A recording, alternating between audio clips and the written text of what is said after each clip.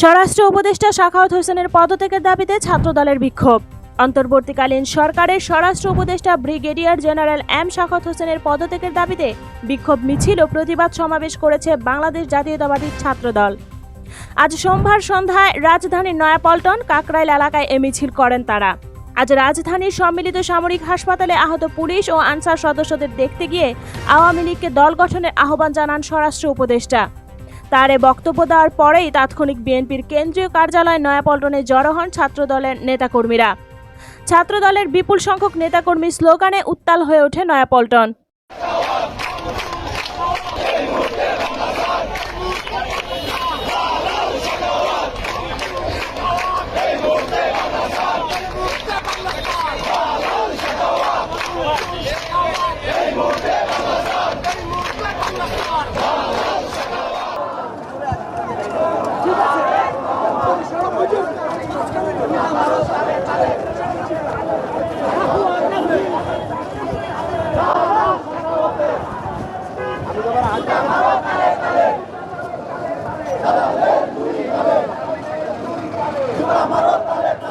সাখাওয়াত সাহেব হচ্ছে বিএনপির প্রতি বিদ্বেষ পরায়ণ।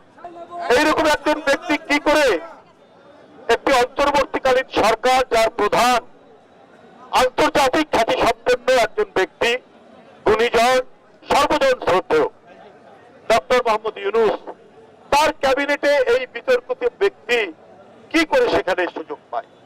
তিনি কি বলেছেন?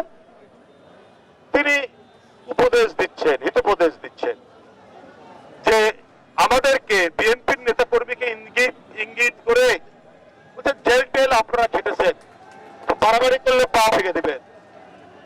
সাখাওয়াত সাহেব, আপনাকে বলে রাখি, শেখ হাসিনা তার শটগান, তার টিয়ার শেল, তার ভারী ভারী অস্ত্র দিয়ে 16 বছর পা ভেঙেছে, বিএনপিকে দুর্বল করতে পারেনি। আর আপনি কিনা পা ভাঙার হুমকি দিচ্ছেন? শটগানের গুলিতে অসংখ্য অন্ধ হয়ে গেছে, চোখ কানা হয়ে গেছে। পরে বিএনপির কেন্দ্রীয় কার্যালয়ের সামনে থেকে প্রায় 1000 খানেক নেতাকর্মী নিয়ে বিক্ষোভ মিছিল শুরু হয়। মিছিলটি কাকরাইল মোড় হয়ে পলওয়েল মার্কেট ঘুরে আবারও নয়াপল্টন দলীয় কার্যালয়ের সামনে এসে শেষ হয়। মিছিলটি ছাত্রদল কেন্দ্রীয় সংসদের সভাপতি রাকিবুল ইসলাম রাকিব, সাধারণ সম্পাদক নাসির উদ্দিন নাসির, সিনিয়র যুগ্ম সাধারণ সম্পাদক শ্যামল মালুম ও সাংগঠনিক সম্পাদক আমানুল্লাহ আমানের নেতৃত্বে অনুষ্ঠিত হয়। এ সময় বাংলাদেশ জাতীয়তাবাদী ছাত্রদল কেন্দ্রীয় সংসদের নেতাকর্মী ছাড়াও বিভিন্ন বিশ্ববিদ্যালয় ও ইউনিটের বিপুল সংখ্যক নেতারা উপস্থিত ছিলেন।